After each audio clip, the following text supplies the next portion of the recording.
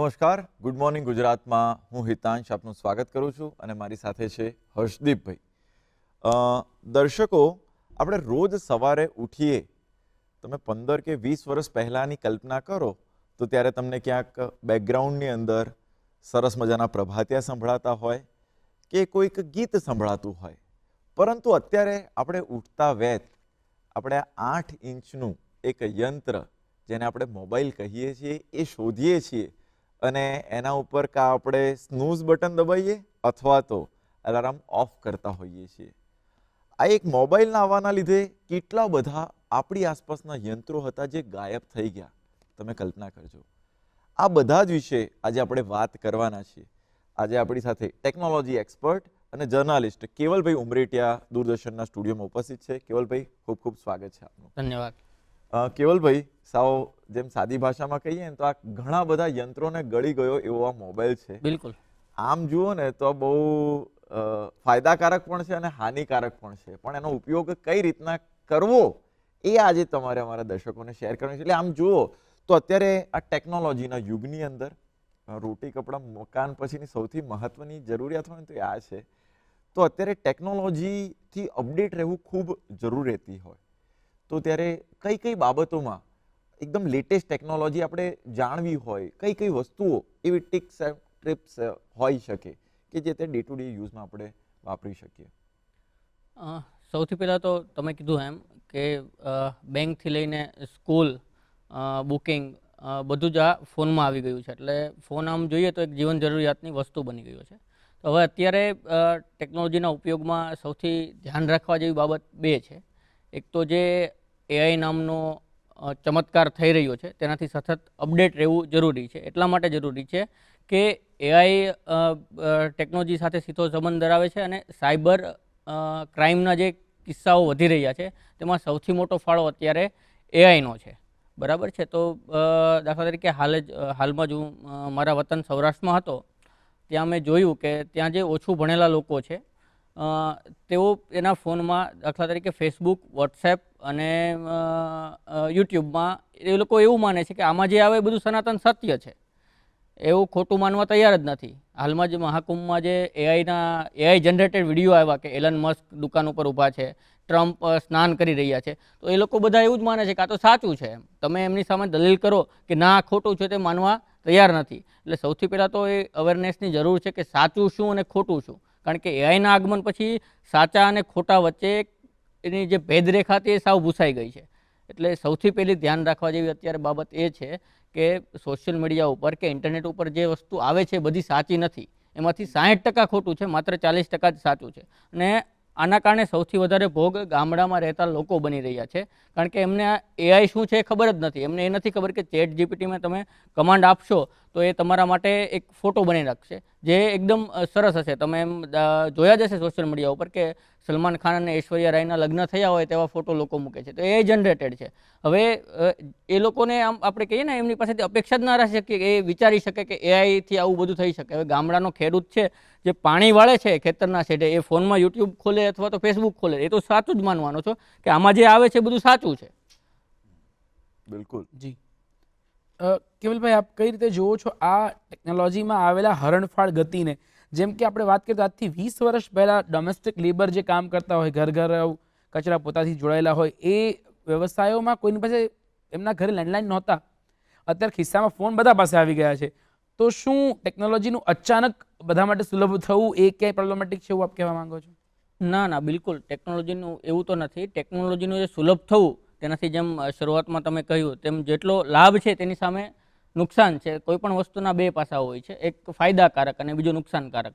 હવે એ નક્કી આપણે કરવાનું છે કે ટેકનોલોજી, ફોન, સ્માર્ટફોન કે કમ્પ્યુટર એ આપણા માટે કેટલો ફાયદાકારક છે અને કઈ લિમિટ પછી એ નુકસાનકારક છે. હાલમાં જ ઘણા બધા સર્વે થયા છે કે જેમાં હું મુખ્ય બે મુદ્દાની વાત કરું. એક તો બાળકોનો જે સ્ક્રીન ટાઈમ વધ્યો છે એના કારણે તેમને ભયંકર માનસિક, શારીરિક બંને રીતે નુકસાન થઈ રહ્યું છે. આ ઓક્સફર્ડથી લઈને હાર્વર્ડથી લઈને અમેરિકાની જે પીડિયાટ્રિક સોસાયટી છે આ બધા લોકોએ સંશોધનોમાં સાબિત કર્યું છે કે આ નુકસાનકારક છે. આમ છતાં અત્યારે મોટાભાગના મા બાપ પોતાના બાળકોને મોબાઈલ આપે છે. તો હવે એમાં બાળકોની ભૂલ ગણવી કે મા બાપની ભૂલ ગણવી એ એક સવાલ છે. હવે બીજી વાત આપણે કરીએ કે ટેકનોલોજીના નુકસાનની, તો અત્યારે આમ જુઓ તો દરેક વ્યક્તિને ફોનની આદત છે કે એમને ફોન વિના ચાલતું નથી. હવે એનું એક કારણ એ પણ છે કે ફોનમાં આટલી બધી સુવિધાઓ મળે છે તો પછી હવે સ્વાભાવિક છે તમે ફોનના એડિક્ટ થઈ જવાના છો. એટલે એ લિમિટ તમારે નક્કી કરવાની છે. કે અને ટેકનોલોજીનો અત્યારે સૌથી તમે કહો છો જે ઉછાળ આવ્યો છે એના બે કારણ છે. એમાંથી એક કારણ તો એ કે સ્માર્ટફોન ને ઇન્ટરનેટ ને એટલું બધું સસ્તું થઈ ગયું છે કે છેવાડાના માણસ સુધી પહોંચી રહ્યું છે. હવે બીજો એમાં પેટા મુદ્દો ગણીએ તો એ છે કે ભાઈ ઇન્ટરનેટ અને સોશિયલ મીડિયામાં આટલો બધો ઉછાળ વપરાશમાં કેમ આવ્યો. ભારત જે આટલી મોટી વસ્તી ધરાવતો દેશ છે, સોશિયલ મીડિયા માટે સૌથી મોટું માર્કેટ છે વિશ્વનું. ફેસબુક હોય, ઇન્સ્ટાગ્રામ હોય કે વોટ્સએપ હોય. એનું એક સૌથી મોટું કારણ એ છે કે ભારતમાં જે રિજનલ લેંગ્વેજ બોલાય છે, હિન્દી, તેલુગુ, ગુજરાતી, મલયાલમ, મરાઠી, આ ઇન્ટરનેટ અને સોશિયલ મીડિયામાં જ્યારથી આ બધી ભાષાઓ ઉપલબ્ધ બની ત્યારથી તેના વપરાશમાં ઉછાળો આવ્યો છે. ખાસ કરીને તમે જે આંકડાઓ જોશો તો છેલ્લા 10 વર્ષમાં ઇન્ટરનેટ અને સોશિયલ મીડિયાના વપરાશમાં જે ઉછાળો આવ્યો છે તેનું સૌથી મહત્ત્વનું કારણ એ છે કે રિજનલ લેંગ્વેજનો ઉપયોગ લોકો કરતા થયા છે. રિજનલ લેંગ્વેજમાં કોન્ટેન્ટ ઉપલબ્ધ થયું છે. આજથી 10 વર્ષ પહેલાં તમે જો તો યુટ્યુબ પર તમને હિન્દી ભાષાના અથવા તો ઇંગ્લિશ ભાષાના વિડીયો વધારે દેખાતા. હવે અત્યારે તમે રીલ્સ ખોલશો તો તમને સૌથી પહેલાં તમારા ફીડમાં ગુજરાતી આવશે, કારણ કે આપણે અહીંયા રહીએ છીએ અને આપણે એ કોન્ટેન્ટ વધારે ફોલો કરીએ છીએ. બિલકુલ. આપ પત્રકાર છો, ઉપરાંત આપ આટલું ટેકનોલોજી વિશે જાણો છો, તો તમે કઈ સવાર પસંદ કરશો, મોબાઈલ સાથેની કે મોબાઈલ વગરની? હું મોબાઈલ વગરની સવાર પસંદ કરીશ. કેમ? માત્ર સવાર નહીં, રાત પણ, સાંજ પણ હું મોબાઈલ વગરની પસંદ કરીશ. કારણ કે એક સ્વાભાવિક છે ટેકનોલોજીનો આટલો બધો ઉપયોગ વધ્યો અને એડિક્શન થયું, તેની સાથે તેના પ્રોટેક્શન માટેના અથવા તો બચાવ માટેના જે પણ નિયમો કે જે આવે ને ડિજિટલ વેલબિંગ કહેવાય છે અથવા ડિજિટલ વેલનેસ, કે ટેકનોલોજી ક્યાં સુધી ફાયદાકારક છે. તો એવું કહેવાય છે ઘણા બધા સર્વેમાં અને ડૉક્ટરો એવું કહે છે કે રાત્રે સુવાના 1 કલાક પહેલાં મોબાઈલનો ઉપયોગ ના કરવો જોઈએ. એનાથી તમારી ઊંઘ સારી આવશે, તમને ઊંઘ પૂરી થશે. જો તમે રાત્રે મોડે સુધી સૂતા જે લગભગ અત્યારે બધાને ટેવ છે કે મોબાઈલમાં જોતાં સૂઈ જાય છે, એના કારણે ઊંઘ ઉપર અસર પડે છે, મગજ ઉપર અસર પડે છે. અને સવારમાં એ જ રીતે ઉઠીને તમે તરત ફોન લેશો હાથમાં તો એક તો ફોનમાં નોટિફિકેશનની રાત ગઈ એટલે ભરમાર આવી જશે, એટલે તમારો અડધો કલાક 1 કલાક એમાં જ નીકળી જશે. એટલે એની અસર પણ તમારા મગજ ઉપર અને તમારું જે સાયકલ છે, day to day cycle, biological clock છે, એના ઉપર પડશે. એટલે સાંજ અને સવાર બંને મોબાઈલ વગરની પસંદ કરવી. કેવલભાઈ, અત્યારે આમ ઓન એન એવરેજ જે સ્ક્રીન ટાઈમ જોઈએ ને તો દરેકનો અંદાજે 3 થી 4 કલાક જેટલો સ્ક્રીન ટાઈમ બિલકુલ રહેતો હોય.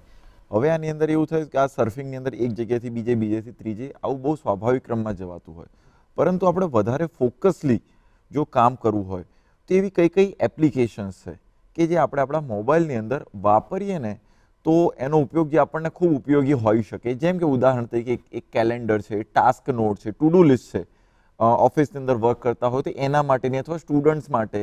તો હવે કયા પ્રકારની જે એપ્લિકેશન છે જેનો આપણે ઉપયોગ કરીએ તો આપણી પ્રોડક્ટિવિટી વધારે? આમ તો ઘણી બધી એપ્લિકેશન છે કે બે પ્રકારની છે. એક તો તમે કીધું આ ટુ ડુ લિસ્ટ છે, નોટ્સ છે, બરાબર છે. પછી ફોનના ઉપયોગને કંટ્રોલ કરવા માટેની પણ અત્યારે ઘણી બધી એપ્લિકેશન અવેલેબલ છે ગૂગલ પ્લે ઉપર કે અથવા તો એપ સ્ટોર ઉપર તમે સર્ચ કરશો, બરાબર. તો પણ તમારા સ્ક્રીન ટાઈમને ઘટાડવા માટેની જે તમને હું એક ટીપ આપું છું એ જે ફોનમાં જ રહેલી છે. તમારે થર્ડ પાર્ટી એપ ઇન્સ્ટોલ કરવાની જરૂર નથી. એન્ડ્રોઈડ હોય કે એપલ ફોન હોય તેમાં તમે સેટિંગમાં જઈને સર્ચ કરશો સ્ક્રીન ટાઈમ, એટલે તમને તમારો જે સ્ક્રીન ટાઈમ છે કે ભાઈ ઇન્સ્ટાગ્રામ તમે આજે કેટલું વાપરો, ઓન એન એવરેજ આ વીકમાં તમે કેટલું વાપરો છો, અથવા તો મહિનાની એવરેજ તમારી શું છે, તો એ ટાઈમ આવી જશે. અને તમે ત્યાં લિમિટ સેટ કરી શકો છો કે ભાઈ મારે ઇન્સ્ટાગ્રામ રોજે અડધો કલાક જ યુઝ કરવું છે. તો પછી અડધો કલાક પછી તમને તરત નોટિફિકેશન આવશે કે ભાઈ તમારા આજના દિવસનો અડધો કલાક થઈ ગયો છે. તો તમને એટલીસ્ટ માઇન્ડમાં રહેશે. જો કોઈ પણ દાખલા તરીકે કરિયાણાની દુકાન કોઈ ચલાવે છે, બરાબર, એ શું ઈચ્છે કે વધારેમાં વધારે ગ્રાહક મારી પાસે આવે. તો એમ જે આ ફેસબુક છે, વોટ્સએપ છે કે ઇન્સ્ટાગ્રામ છે, આપણે બધા એના ગ્રાહક છીએ. તો એ બધા એવું જ ઈચ્છે કે વધારેમાં વધારે લોકો વધુમાં વધુ સમય એના ઉપર સ્પેન્ડ કરે, તો જ એમની કમાણી વધશે, તો જ જાહેરાત એમ કમાણી. હવે આપણે ત્યાં એટલો સમય વિતાવો કે નહીં વિતાવો એ આપણે નક્કી કરવાનું છે. બિલકુલ. આ એપ્લિકેશનની તો આપણે વાત કરી, પરંતુ અત્યારે જોયું કે આપણા પ્રધાનમંત્રીજી પેરિસની અંદર ગયા અને એઆઈ સમિટની અંદર એમણે ભાગ લીધો. એઆઈ એક બહુ ઇમર્જિંગ ટેકનોલોજી છે. એટલે અત્યારે આપણે જોઈએ કે ચેટ જીપીટી અને ઇમેજીસ બનાવવામાં તો એઆઈનો ઉપયોગ થાય છે જ, બિલકુલ.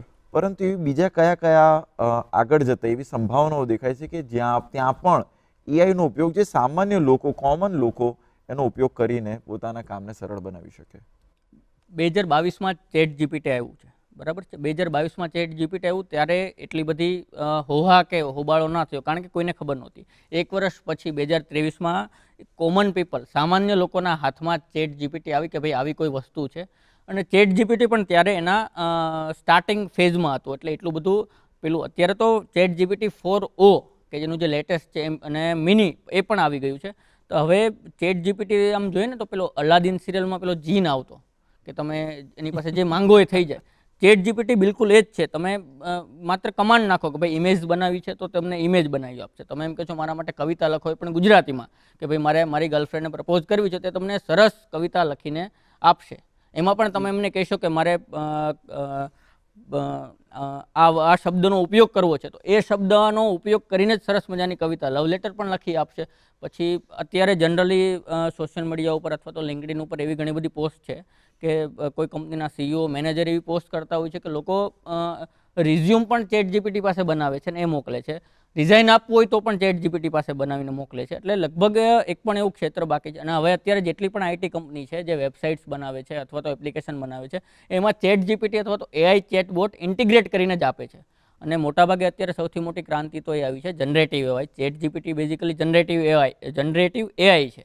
એના જો કે ઘણા બધા સ્વરૂપ છે. દાખલા તરીકે મેટાએ પણ ટ્રાય કરી છે. પછી આપણે ગુજરાતના પ્રણવ મિસ્ત્રી છે, એમણે ચેટ સૂત્રા નામથી ચેટ જીપીટી જેવું જ એક મોડેલ બનાવેલું છે. પછી હાલમાં જ ચીનનું આવ્યું ડીપસીક. તો આ બધી જનરેટિવ એઆઈ છે.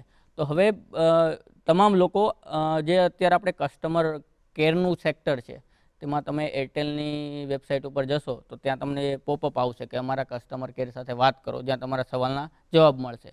એ જ રીતે તમે કોઈ પણ વેબસાઇટ ઉપર જશો કસ્ટમર કેર માટેની, કસ્ટમર સર્વિસ માટેનું, તો જે ચેટબોટ સાથે તમે વાત કરો છો એ માણસ નથી, એ એઆઈ છે જ ને. એઆઈ જ તમારી સાથે વાત કરે છે. અને રહી વાત અન્ય સેક્ટરની, તો અત્યારે જે આવનારા 2-3 વર્ષમાં જે ટેકનોલોજી ઉપર સૌથી વધારે નજર રહેશે અને જે અત્યારે પણ ઇમર્જિંગ કહી શકાય કે જેનો સતત વિકાસ થઈ રહ્યો છે, એ જે એજન્ટિક એઆઈ. એજન્ટિક એઆઈ એટલે તમને સરળ શબ્દોમાં કહું તો ચેટ જીપીટી જેવી જે જનરેટિવ એઆઈ છે, એનું કામ એ છે કે તમારા આદેશનું પાલન કરવાનું. કે તમે એમને કીધું મને આ લેટર લખી આપો તો એ લેટર લખી આપશે. એ એનાથી આગળ કંઈ નહીં વિચારે. તમે કમાન્ડ આપશો એટલું કામ કરશે. હવે એજન્ટિક એઆઈ એ છે, એ એવી વસ્તુ છે કે જે પોતાની જાતે સમજીને નિર્ણય લેવા માટે સક્ષમ હશે. એટલે આપનું એવું કહેવું છે કે જો મારા બોસ સાથે મારી તકરાર થઈને એને ખબર પડી તો એ ઓલરેડી મને સજેસ્ટ કરશે કે રિઝ્યુમ તારું નવી જગ્યાએ મોકલ. યસ, એ સજેસ્ટ કરશે. દાખલા તરીકે તમારું આખું શેડ્યુલ છે આખા દિવસનું, તો જો એને તમે એજન્ટિક એઆઈને પહેલેથી કમાન્ડ આપેલા હશે તો એ તમારા મેલનો એક્સેસ એની પાસે હશે, તો એ જાતે નક્કી કરશે કે કયો મેલ ઇમ્પોર્ટન્ટ છે અને કયો મેલ ઇમ્પોર્ટન્ટ નથી. કયા મેલનો તાત્કાલિક જવાબ આપો તો જવાબ ડ્રાફ્ટ કરી આપશે. તમે ઓકે કહેશો તો તરત એ સેન્ડ કરી દેશે. આ એજન્ટિક એઆઈ છે. તો હિતાંશભાઈ જે શરૂઆતમાં કહ્યું કે આ 8 ઇંચનું જે યંત્ર છે સેલફોન, એ બહુ બધા યંત્રોને ગળી ગયું છે. તો તમે એવું પણ માનશો કે બધા માણસો નોકરીઓ પણ ગળી જશે? આમાં પણ બે સાઈડ છે કે તમે જૂનો ઇતિહાસ જુઓ, કોઈ પણ ઔદ્યોગિક ક્રાંતિથી માંડીને અત્યાર સુધીનો, કે ઉદ્યોગો અને યંત્રોએ જે માણસોની નોકરી લઈ લીધી છે એ ફેક્ટ છે. પણ સામે નવી ટેકનોલોજી નવી નોકરીને જનરેટ પણ કરે જ છે. એ આના કરતાં પ્રમાણ ઓછું હશે એ કહી શકાય, પણ એવું કહેવું કે બધું ખાઈ જશે એ વાત અત્યારે હાલના તબક્કે તો ખોટી છે. કારણ કે એમાં પણ ટેકનોલોજી પાછળ, કારણ કે આ જે ઝડપથી ટેકનોલોજી કામ કરી રહી છે તેના પાછળ હજારો સર્વરો, ડેટા ને બધું ઘણી બધી પ્રોસેસ હોય છે જે આપણે અજાણ છીએ એટલે આપણને નથી ખબર. કેવલભાઈ, આ આપે જે બધી જ વાત કરીને આમાં છે ને કોઈ પણ વ્યક્તિની પ્રાઇવસી અથવા સુરક્ષા એ ખૂબ મેટર કરતી હોય. બિલકુલ. તો એ સુરક્ષિત રહે વ્યક્તિ પોતાની રીતે, તો એણે કઈ કઈ બાબતોનું ધ્યાન રાખવું જોઈએ? પહેલી વાત તો એ કે અત્યારે એઆઈના જમાનામાં આપણે બધા એટલું જે માની લઈએ કે પ્રાઇવસી નામની કોઈ વસ્તુ છે નહીં, એ આપણા બધા માટે સારું છે. પ્રાઇવસી જેવું કશું હવે અત્યારે છે નહીં. આમ છતાં પણ જે પ્રોટેક્ટની તમે વાત કરો છો એ જરૂરી છે. કે એના માટે 2-3 ટિપ્સ એ છે કે એક તો પાસવર્ડ અમુક મહિના થાય એટલે તમામ બધા એકાઉન્ટના પાસવર્ડ બદલી નાખવાના. આ સૌથી પહેલી શરત છે. બીજી શરત એ છે કે મોટાભાગના લોકોને ખબર નથી હોતી કે જે ચોર છે ને એ તમારા ફોનમાં જ હોય છે અને તમે એનાથી અજાણ છો. તમે કોઈ પણ નવી એપ્લિકેશન ડાઉનલોડ કરો તો સૌથી પહેલાં શું માગશે? પરમિશન માગશે. હવે તમે મોટાભાગે આપણે જોતા નથી ને અલો બધી પરમિશન આપી દઈએ છીએ. હવે તમે એ નથી વિચારતા કે કેલ્ક્યુલેટરની એપ તમે ડાઉનલોડ કરી છે તો એને તમારા ફોટોનો અથવા તો કોન્ટેક્ટનો એક્સેસની શું જરૂર છે? આમ છતાં આપણે અલો આપી દઈએ છીએ. અને આમાં બીજી એક વાત તમને કહું, બીજો એક કિસ્સો મારા ધ્યાનમાં આવે છે કે મોટાભાગના આપણે બાળકોને જે ફોન આપીએ છીએ ને તો બાળકો એમાં ગેમ ડાઉનલોડ કરે છે. તમે બાળકને ફોન આપી દીધો પછી તમે ધ્યાન નથી રાખતા કે એમાં શું કરે છે. કોઈ પણ ગેમ ડાઉનલોડ કરી લીધી, હવે 6 વર્ષના બાળકને નથી ખબર કે એ ગેમ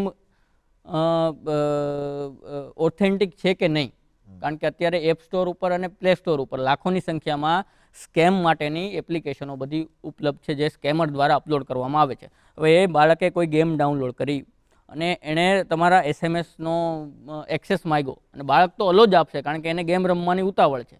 હવે એસએમએસમાં તમારો ઓટીપી આવ્યો તો પછી એ સીધો સ્કેમર પાસે જ જશે. એટલે ખાસ કરીને આ જે માતા પિતાને નથી ખબર કે હમણાં જ આ પ્રકારનો કિસ્સો બન્યો છે કે ભાઈ બાળકે એપ્લિકેશન ડાઉનલોડ કરી ગૂગલ પ્લે સ્ટોરમાંથી. હવે એમાં કંઈક પોપઅપ આવ્યું જે એડલ્ટ પોપઅપ હતું, 18+, કંઈક પોનની કે એવું કંઈક હતું. એણે અલો આપી દીધું કે જે કર્યું હે. તો હવે જે એમના ફાધર હતા એમને ગૂગલની લીગલ નોટિસ આવી કે તમે ચાઇલ્ડ પોર્નોગ્રાફીમાં ઇન્વોલ્વ છે એટલા માટે તમારું ગૂગલ એકાઉન્ટ બ્લોક કરવામાં આવે છે. કેવલભાઈ, આપણા ભારત સરકારનું નવું મંત્રાલય જે ઇલેક્ટ્રોનિક્સ ઇન્ફોર્મેશન ટેકનોલોજી માટે હમણાં જ નવનિર્મિત છે, એના આવવાથી તમને શું લાગે છે પોલિસીઝમાં કે સિક્યોરિટી બાબતે કે આ બધા જે સ્કેમ્સ થઈ રહ્યા છે એ બાબતે કોઈ ચેન્જીસ આવશે? નક્કર તમે શું જોઈ રહ્યા છો? આવશે, બિલકુલ આવશે. સરકારનું આ જે મંત્રાલય છે ઘણા પ્રયાસ કરી રહ્યું છે ખાસ કરીને લોકો સુધી પહોંચાડવાનું કે ભાઈ આવી રીતે સ્કેમ થઈ રહ્યા છે, સ્કેમ થાય તો શું કરવું, અને સ્કેમ થયા પછી ઘણી બધી રકમ પણ લોકોને પાછી મળી રહી છે. સ્કેમની રકમ જ એટલી વિશાળ છે તેની સામે તો કંઈ ગણી ના શકાય, પણ ઘણા પ્રયત્નશીલ છે. પણ સૌથી મોટી વાત એ છે કે લોકોને, મેં તમને કીધું એમ, ગામડામાં લોકોને ખબર જ નથી કે એમની સાથે સ્કેમ થઈ ગયું છે. જ્યાં સુધી એમને એ જાગૃતિ નહીં આવે કે અમારી સાથે સ્કેમ થયું છે અથવા તો આ સ્કેમ છે તો સરકાર પણ શું કરી શકશે એમાં? બિલકુલ બિલકુલ. તો દર્શકો, આપણી ટેકનોલોજી, સાયબર સુરક્ષા અને આર્ટિફિશિયલ ઇન્ટેલિજન્સને લઈને પણ આપણી વાતચીતનો દોર આગળ ચાલુ રહેશે. અત્યારે સમય થયો છે એક બ્રેકનો. લઈશું એક નાનકડો વિરામ.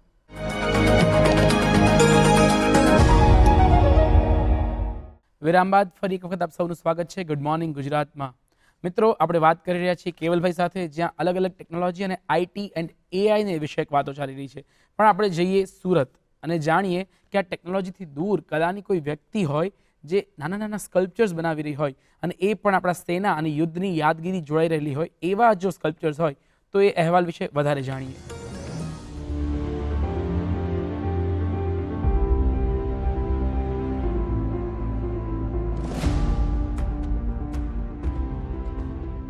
નાનપણમાંથી જ હું મિલિટરી વિશે બહુ મને ક્યુરિયોસિટી હતી અને ઈચ્છાથી જોડાવાની.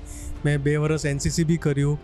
મારું ડ્રોઈંગ બી બહુ જ સરસ હતું અને એ લઈને હું આગળ વધવા માંગતો હતો. પણ પછી મેં આર્કિટેક્ચર કર્યું અને આર્કિટેક્ચરમાં મોડલ અને મટીરિયલ જોડે કામ કરતાં કરતાં મિનિએચર વિશે ખબર પડી અને ત્યારે ખ્યાલ આવ્યું કે ભારત વર્ષની બહાર બીજા કન્ટ્રીઝમાં બી આવું બધું મિનિએચરનું કામ ઘણું બધું થાય છે, જેનાથી લોકો પોતાની હિસ્ટ્રી, એનું કલ્ચર અને એમના જે ટ્રેડિશન્સ છે એ જાળવીને રાખે છે. તો ત્યારે મેં વિચાર્યું આપણે અહીંયા બી એ થવું જોઈએ, કારણ કે મિલિટરી વિશે ઘણીવાર લોકોને ખબર એટલી ડિટેલમાં હોતી નથી, સ્ટોરીઝ ખબર નથી હોતી. એના માટે મેં વિચાર્યું કે આ એક શરૂ કરીએ તો ઇન્ટરેસ્ટિંગ એક થઈ શકે છે. નાનપણથી મળેલ એક્સપોઝરથી અભિજીતભાઈને મિનિએચર સ્કલ્પચર બનાવવાની પ્રેરણા મળી અને શરૂઆત થઈ સ્કલ્પચર્સથી સ્ટોરીઝ કહેવાની. હમણાં સુધી મેં ફર્સ્ટ વર્લ્ડ વોર એટલે પ્રથમ વિશ્વયુદ્ધથી લઈને કારગિલ યુદ્ધ, પછી હમણાં મોડર્ન કન્ટેમ્પરરી જેટલા કાઉન્ટર ટેરરિઝમના એક્સરસાઇઝીસ ચાલતા હોય, યુદ્ધ અભ્યાસો ચાલતા હોય, એના મોડર્ન બધા વ્હીકલ સુધી મેં બનાવેલા છે. હમણાં આના અંદર I have worked with museums also. Museum જોડે આપણે કામ કરીએ છીએ ઇન્ડિયન એરફોર્સ નેવીના, અને સાથે સાથે એક ઇન્સ્ટાગ્રામ પર પેજ છે પ્રોજેક્ટ શૌર્ય કરીને, જ્યાં આ યુદ્ધના બધા મોડલ્સ દ્વારા આપણે ઇન્ડિયન મિલિટરીની સ્ટોરીઝ વ્યક્ત કરીએ છીએ, લોકો જોડે શેર કરીએ છીએ. કોઈ પણ સ્કલ્પચર્સ બનાવતા પૂર્વે તેની બધી જ વિગતો મેળવવી અને તે વિશે સંશોધન કરવું જરૂરી બની રહે છે. જેથી ઓથેન્ટિક કલાકૃતિ બની શકે. કોઈ બી મોડલ શરૂ કરતાં પહેલાં એના વિશે રિસર્ચ કરવું પડે છે, એનું ઇક્વિપમેન્ટનું કરેક્ટ હિસ્ટોરિકલ એક્યુરેસી ચેક કરવી પડે છે, અને એના વિશે કોઈક ઇન્ટરેસ્ટિંગ સ્ટોરી નીકળતી હોય તો એ સ્ટોરી વિશે થોડીક જાણ કરવી પડે છે. અને પછી એનું સાઇઝ કેટલું મોટું હોવું જોઈએ, કેટલું નાનું હોવું જોઈએ, સ્કેલ, અને એ પ્રમાણેનું પોસ્ચર, અને એના પછી એનું બનાવવાનું શરૂ થાય. સ્કલ્પ્ટ કરતા હોય મોડલને, ફિગરિંગ્સને, તો સ્કલ્પ્ટિંગ ક્લેથી કરીએ, અને અથવા કિટ્સ હોય એને ઇન્ડિયન આર્મી, ઇન્ડિયન મિલિટરી પ્રમાણે બનાવીને એને મોડિફાઈ કરવું પડે છે. આશરે 2 સપ્તાહથી 1 મહિના સુધી બી લાગી જાય, જેમાં સિમ્પલ મશીન્સથી હોઈ શકે, એમાં મશીન્સને સ્કલ્પચરનું મિક્સ બી હોઈ શકે, ઘણી વસ્તુને મોડિફાઈ બી કરવી હોય તો. સો 2-3 વીકથી 1 મહિનો સુધીનો ટાઈમ ગાળો નીકળી જાય છે. સ્કલ્પચર્સ વડે રજૂ થતી સશસ્ત્ર દળની રોચક વાતો મુલાકાતીઓના મનમાં અનેક નવા પ્રશ્ન જન્માવી અને તેના જવાબ મેળવવા તેમને ઉત્સુક કરે છે. ઘણીવાર સ્ટુડન્ટ્સ જોતા હોય છે નાનપણથી, એટલે ફર્સ્ટ સ્ટેન્ડર્ડના સ્ટુડન્ટ બી હોય અને કોલેજના સ્ટુડન્ટ બી હોય, એ લોકો એટલા ઉત્સુકતાથી એ લોકો પૂછે કે જોઈને કે આ મોડલ કઈ રીતે છે, અથવા એની હિસ્ટ્રી શું છે, એની ટેકનોલોજી શું છે. સો ઘણીવાર હું જેમ ડિઝાઇન કોલેજમાં ભણાવું છું તો ટેકનોલોજી વિશે બી આપણે વાત કરી શકીએ, એની હિસ્ટ્રી વિશે બી વાત કરી શકીએ, વપરાશ કઈ રીતે થાય એની વિશે વાત કરી શકીએ, ને ઇન્ડિયન મિલિટરીમાં એનો શું ઉપયોગ થાય છે, કઈ રીતે એની ઇમ્પોર્ટન્સ છે, એના વિશે બી વાત કરી શકીએ. હું સુરતની સ્ટુડન્ટ છું.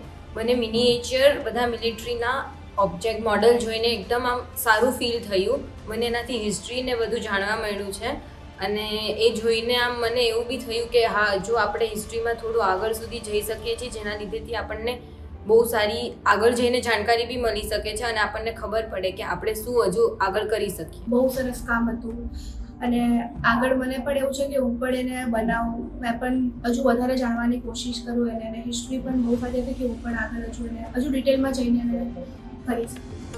તો કઈ રીતે એક આર્ટિસ્ટ એ પોતાના સ્કલ્પચર થ્રુ શૌર્ય અને વીરતાનો રસ આપણા સૌ સુધી પહોંચાડી રહ્યો છે, અને માધ્યમની વાત છે કે મારે આ વીર રસને કયા માધ્યમ થકી તમારા સુધી પહોંચાડવો છે. તો કેવલભાઈ, કેવો પ્રશ્ન થાય છે કે તમારું માધ્યમ જે ઇલેક્ટ્રોનિક્સ મીડિયા અને એ રહ્યું છે, એને તમે પ્રિન્ટ મીડિયમ થકી લોકો સુધી પહોંચાડવામાં કેવી કેવી ચેલેન્જીસ ફેસ કરો છો? અત્યારે ચેલેન્જીસ તો બહુ મોટી છે, કારણ કે ખાસ કરીને જે યુવા વર્ગ છે એમને એ વાંચનથી દૂર છે, અને મોટાભાગે હવે એ ન્યૂઝપેપર વાંચે છે, એવું નથી કે નથી વાંચતા, પણ એ મોબાઈલમાં વાંચે, ઈ પેપર વાંચે છે, એવું પુસ્તકો પણ વાંચે છે, પણ ઈ બુક વાંચે છે અથવા તો PDF સ્વરૂપે વાંચે છે. ખાસ કરીને જે જેન ઝી છે એમના માટે પ્રિન્ટ શબ્દ થોડો સમજવો અઘરો છે, અને એ એટેન્શન સ્પાન એટલો બધો ઓછો છે કે કોઈ એક પુસ્તક કે કોઈ વસ્તુ વાંચવાવાળા વાંચે છે, પણ મોટાભાગે એવું છે કે એવો વાંચનથી દૂર છે. વાંચે છે પણ બધું મોબાઈલમાં વાંચે છે, સમાચાર વાંચશે, કોઈ આર્ટિકલ વાંચશે કે કોઈ પુસ્તક વાંચે, પણ મોબાઈલમાં વાંચે છે. એમને બધું ડિજિટલ સ્વરૂપે જોઈએ છે, કારણ કે પ્રિન્ટની દુનિયાથી તેઓ દૂર છે. એમાં એમનો પણ કોઈ વાંક નથી, કારણ કે તેઓ એવા સમયમાં જન્મ્યા અથવા તો ઉછેર થયો જ્યારે આ ટેકનોલોજીની ઉત્ક્રાંતિ થઈ હતી. આપણે 1990ના જનરલી જે બાળકો છે એમણે લેન્ડલાઇન ફોન પણ જોયો છે અને મોબાઈલ ફોન પણ જોયો છે, એટલે આપણા માટે તો બધું બંને બાજુ આપણે કહીએ ને, બંને હાથમાં ગોળ છે કે જે કહીએ, પણ એમના માટે તો આ ટેકનોલોજી જ સર્વસ્વ છે, એટલા માટે એમના માટે તો ડિજિટલ જ બરાબર છે બધું. કેવલભાઈ, આપણે જોતા હોઈએ કે જેમ આપણે એક વાત કરી કે ભાઈ શું ન કરવું, એવી રીતના આર્ટિફિશિયલ ઇન્ટેલિજન્સની જ્યારે વાત આવે શું, અને એમાં પણ તમે જે એક નવું અપડેટેડ વર્ઝનની વાત કરી, અત્યાર સુધી આપણે ફોટો ને ટેક્સ્ટ તો થતા હતા, વિડીયો પણ એવા અમુક આવતા હોય છે, તો એ આઈડેન્ટિફાય કઈ રીતના કરવું કે આ ફેક વિડીયો છે? સૌથી પહેલાં તો વિડીયો આઈડેન્ટિફાય, તમને ગળે ના ઉતરે એવો કોઈ વિડીયો હોય ને, કે ભાઈ દાખલા તરીકે સલમાન ને ઐશ્વર્યાના લગ્નનો કોઈ વિડીયો આવે તમારી સાથે કે ભાઈ સલમાને શેરવાની પહેરી છે ને ઐશ્વર્યા દુલ્હન બનીને એવો કોઈ વિડીયો આવે છે, તો તરત તમને લાઇટ થવી જોઈએ કે આમાં કંઈક લોચો છે, તરત જ લાઇટ. દાખલા તરીકે ડોનાલ્ડ ટ્રમ્પ સંગમમાં ડૂબકી લગાવતા હોય તો તમને તરત એટલી તો ખબર પડવી જોઈએ ને કે ભાઈ આ તો અશક્ય વસ્તુ છે, અને કદાચ આવું કરે તો પણ એ બીજા માધ્યમોમાં તો આવે ને, કે ભાઈ ખાલી વોટ્સએપ ઉપર કે ફેસબુક ઉપર થોડું ફરે, એ સમાચારોમાં પહેલાં આવે. એટલે સૌથી પહેલાં તો આવું કંઈક અજુગતું લાગે ને એટલે તરત સાવધાન થઈ જવાનું.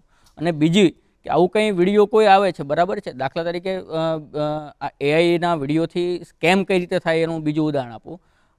હાલમાં જ હાલમાં એટલે કે દિવાળી પહેલાં અનંત અંબાણીનો એક વિડીયો સર્ક્યુલેટ થયો હતો કે એમાં જે શેર બજાર માટેની કોઈ ટિપ્સ આપતો હતો, જે વિડીયો ફેક હતો કે ભાઈ મેં આ પ્લેટફોર્મ ઉપર રોકાણ કર્યું છે ને એના કારણે હું અત્યારે અમીર બન્યો છું, એવું એ વિડીયોમાં બોલતો હતો, જે બેઝિકલી ફેક હતો. હવે ફેક હતો એ અમુક લોકોને ખબર હતી અથવા તો જે જાણકાર હશે એને ખબર છે, બાકીના જે લોકો એની વાતમાં આવીને એ પ્લેટફોર્મ ઉપર રોકાણ કરી દે તો એમના પૈસા તો ગયા. એટલે આવો કોઈ ટ્રસ્ટ કરતાં પહેલાં, દાખલા તરીકે કોઈ સેલિબ્રિટી અચાનક કોઈ વસ્તુની એડવર્ટાઇઝ કરવા મળે તો સાવધાન થઈ જવાનું કે ભાઈ આ તો કઈ રીતે કરી શકે એમ. બીજી વસ્તુ કે ક્રોસ ચેક કરવાનું, કારણ કે આવી કોઈ મોટી ઘટના બને છે તો એ ન્યૂઝ પ્લેટફોર્મ ઉપર હશે ને હશે જ. તો તમે 2-3 ન્યૂઝ પ્લેટફોર્મ ઉપર જઈને જુઓ કે ભાઈ ખરેખર આવી ઘટના બની છે કે નથી બની. અને બીજું કે એઆઈ અત્યારે એટલું બધું પાવરફુલ નથી. અમુક જે છે એ છે એના તમારે પૈસા ચૂકવવા પડે છે, બાકી હજુ એટલું બધું પાવરફુલ નથી કે ભાઈ કોઈ વિડીયો હોય તો એમાં તમે ધ્યાનથી જુઓ ને એકદમ, તો ચહેરાના હાવભાવ હોય અથવા તો એક કાન હોય એક કાન ના હોય, 5ને બદલે 6 આંગળીઓ હોય છે. આવું બધું તમને થોડું ધ્યાનથી નિરીક્ષણથી જોશો ને તો ખ્યાલ આવશે કે ભાઈ આ તો એઆઈ જનરેટેડ છે. એટલે આવી બધી ઝીણી ઝીણી વાતોનું ધ્યાન રાખશો તો ખબર પડી જશે. અને સૌથી મહત્ત્વની વાત કે આવું કોઈ કોન્ટેન્ટ વોટ્સઅપ ઉપર તમને કોઈ કોન્ટેન્ટ આવ્યું છે, કોઈ વિડીયો આવ્યો છે, એને આગળ મોકલવું એ તમારી જવાબદારી નથી. એનાથી તમને પુણ્ય નહીં મળે પણ લોકો હેરાન થશે. એટલે જ્યાં સુધી તમે ચોક્કસ ના થાવ સોર્સ વિશે ત્યાં સુધી એને ફોરવર્ડ કરવાનું બંધ કરી દો. લોકો આ વાત નથી સમજતા, આમ જ એ બધું આગળ વધતું રહે છે. બિલકુલ ખરી વાત છે. તો જે રીતના અત્યારે ટેકનોલોજી દિન પ્રતિદિન વધી રહી છે એ રીતના હવે એક ઉપવાસનો ટ્રેન્ડ પણ ચાલ્યો છે, અથવા જે તમે ડિજિટલ વેલબિંગ વાળી જે આખી વાત કરી, તો એમાં કેવા પ્રકારનો લોકો ક્યારે એટલે કઈ રીતના એક સમ્યક માત્રાની અંદર ઉપયોગ કરે તો એ વધુ સુરક્ષિત રહેવાય? એમાં જનરલી એવું હોય છે કે અત્યારે ડિજિટલ ફાસ્ટિંગ નામ આપે છે ને, કે મોટાભાગે અઠવાડિયામાં એક દિવસ, મોટાભાગે મોસ્ટલી સેટરડે યા સન્ડે, એ કોઈ પણ પ્રકારની ટેકનોલોજી કે ફોન વગરનો, ઇન્ટરનેટ વગરનો લોકો પસાર કરવાનું શરૂ કર્યું છે. એનાથી ફાયદો એ થશે કે એક તો તમારી મેન્ટલ હેલ્થ સુધરશે કે તમે ટેકનોલોજીથી દૂર રહો છો, અને બીજું મિત્રો અથવા પરિવાર સાથે તમે મળશો તો તમારા પારિવારિક સંબંધો પણ સુધરશે અને જેની અસર સીધી તમારા સ્વાસ્થ્ય પર થશે. એટલે જે ટેકનોલોજીના અઠવાડિયા દરમિયાન જે હેક્ટિક તમારું હોય ટેકનોલોજીનું, એ બધું સરભર થઈ જશે. ટૂંકમાં જે અઠવાડિયામાં જે નુકસાન થયું છે એના માટે એક દિવસ ઉપવાસ, જેમ આપણે પેટમાં બધું પાચન તંત્રને યોગ્ય બનાવવા માટે ઉપવાસની આપણે ત્યાં પરંપરા છે, એ જ રીતે હવે ડિજિટલ ઉપવાસની પરંપરા શરૂ થઈ છે, જે બધાએ કરવું જોઈએ. આપે જે કહ્યું પહેલાં કે બાળકો કેવી ગેમ્સ ઇન્સ્ટોલ કરે છે, કેવી પરમિશન્સ આપી દે છે જે પેરેન્ટ્સના જાણવા નથી, પણ એની સાથે ડિજિટલ વેલબિંગ માટે તમે પેરેન્ટ્સને કોઈ સૂચના આપવા માંગશો કે તમારું બિહેવિયર કેવું હોવું જોઈએ, આઈડલ બિહેવિયર જે બાળકો ફોલો કરવા માંગશે? કારણ કે મને લાગે છે કે ધીરે ધીરે આનો વ્યાપ વધશે તો એની સામે આપણે એક વેલબિંગ હોવું જરૂરી બની જશે. વ્યાપ વધશે શું, વધી જ ગયો છે. અને ભયંકર એવું નથી કે ખાલી ભારતમાં, આખા વિશ્વમાં સૌથી મોટી સમસ્યા છે અત્યારે મોબાઈલ સાથે ચોંટેલા બાળકો. અને એનાથી પણ મોટી સૌથી ગંભીર સમસ્યા એ છે કે આજના બાળકોને જ્યાં સુધી તમે મોબાઈલ નથી આપતા ત્યાં સુધી એ ખાવાનું ખાતા નથી. કોઈ પણ તમે ગુજરાતમાં જાઓ, મહારાષ્ટ્રમાં જાઓ, અમેરિકામાં જાઓ કે ગમે ત્યાં જાઓ, આ સમસ્યા કોમન છે કે જ્યાં સુધી તમે એને ફોન નહીં આપો ત્યાં સુધી એ ખાશે નહીં. જે એક પ્રકારનો લાંબા ગાળે માનસિક ડિસઓર્ડરમાં પરિણમે છે કે બાળક બોલી નથી શકતું બરાબર, લોકો સાથે વાત નથી કરી શકતું, એનું અટેન્શન બરાબર નથી રહેતું. તો આનાથી પેલું કહેવાય છે ને કે બાળકો માતા પિતાને જોઈને જ બધું શીખે છે. તો સૌથી પહેલાં તો માતા પિતાએ પોતાના મોબાઈલની જે વળગણ છે એને ઓછું કરવું પડશે. પ્લસ એમાં 2 વસ્તુ કરી શકાય. એક તો ડિનર ટેબલ ઉપર નો મોબાઈલ, માતા પિતાનો પણ નહીં અને બાળકોનો પણ નહીં. માતા પિતા નહીં લે તો જ બાળકો શીખશે એમાંથી. બીજી વસ્તુ, બેડરૂમમાં પણ મોબાઈલ લઈને જવું નહીં. તો આ બધી નાની વસ્તુ છે. અત્યારે ઘણા બધા લોકો પોતાના બેડરૂમ ઉપર પેલા દરવાજે બોર્ડ મારે છે કે મોબાઈલ ફ્રી ઝોન, કે ભાઈ આ રૂમમાં મોબાઈલ અલાઉડ નથી. એ જ રીતે બાળકોના રૂમમાં પણ હોય છે અને ડિનર ટેબલ પણ હોય છે. અને ખાસ તો મેં કીધું એમ, માતા પિતા જો શરૂઆત કરશે કે ભાઈ દિવસમાં 1 કલાક બાળકો સાથે મોબાઈલને બધું મૂકીને રમવાનું અથવા તો કંઈક એક્ટિવિટી કરવાની. આમાં એવું છે કે તમે નાનપણથી જ બાળકને જ્યારથી જો મોબાઈલ આપી દો, જે મોટાભાગે એવું થાય છે કે ભાઈ બાળક રડતું હોય અથવા તો કંઈ હેરાન કરતું હોય તો એને મોબાઈલ પકડાઈ દે છે. પણ સ્ટડી એવું કહે છે કે 2.5 વર્ષ સુધીના બાળકને મોબાઈલ સ્ક્રીન બતાવવી જોઈએ નહીં, બિલકુલ નહીં. આપે જે કહ્યું એમાં હું બહુ સહમત છું, કેમ કે ઘરે જ્યારે 8 વર્ષ અને 1.5 વર્ષના મારા ભત્રીજાઓ રમી રહ્યા હોય તો 1.5 વર્ષના ભત્રીજાનું ક્વેક કાર્ટૂન જોયા વગરનું જમીશને વાળું તૂટક ભાષામાં સમજાવવું અને પેરેન્ટ્સનું એને કાલી વાલી કરીને મનાવવાની જગ્યાએ એને સરેન્ડર થઈ જવું એ બહુ Yes. સામાન્ય થતું જાય છે આજકાલના ટાઈમમાં. માતા પિતાને એવું લાગે છે કે આ સામાન્ય વસ્તુ છે, એમને ખબર જ નથી કે આ ભયંકર રીતે ખરાબ વસ્તુ છે. આ અત્યારે નહીં સમજાય, આ લાંબા ગાળે સમજાશે. આની અસર એવું છે, ઘણા બધા સર્વેસ કે સ્ટડીઝમાં હું તમને કહું છું એમ કે 2.5 વર્ષના બાળક સુધીને બિલકુલ મોબાઈલ નહીં આપવાનો. 2.5 થી 5 વર્ષનું જે બાળક છે એમને દિવસમાં અડધો કલાક અથવા તો 1 કલાક ફોન આપવાનો, એનાથી વધારે નહીં, એ પણ સ્ટડી પર્પઝ માટે, કે ગેમ રમવી કે એવું કંઈ કરવું કે એવું નહીં. કેવલભાઈ, આજે આપે આર્ટિફિશિયલ ઇન્ટેલિજન્સ અને ટેકનોલોજી વિશેની જે આપે વાત કરી અને ગુડ મોર્નિંગ ગુજરાતના આજના આપણા કાર્યક્રમમાં આપ આવ્યા, આપનો ખૂબ ખૂબ આભાર.